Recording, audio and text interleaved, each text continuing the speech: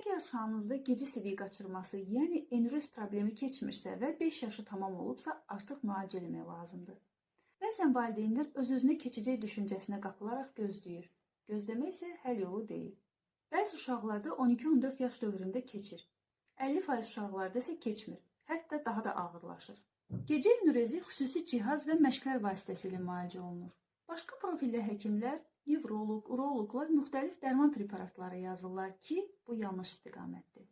Dərmanlar orqanları spazm edərək gecə sidik ifrazının məhdudiyyətini yaradır və orqanlara fəsad verir. Ən populyar preparat olan imipramin kardiotoksik və digər əks təsirə malikdir və faciəvi hallar yaratdığı üçün hal-hazırda tövsiyə edilmir. Heç bir dərman müalicəsi gecə enurezində sabit vərdiş yaratmır. Sadəcə düzgün müalicədən yayındırır. Dərmanı dayandıran kimi yenə sidik qaçırması baş verir. Belə hallarla üzləşməmək üçün vaxtında və düzgün müalicəyə başlamaq vacibdir.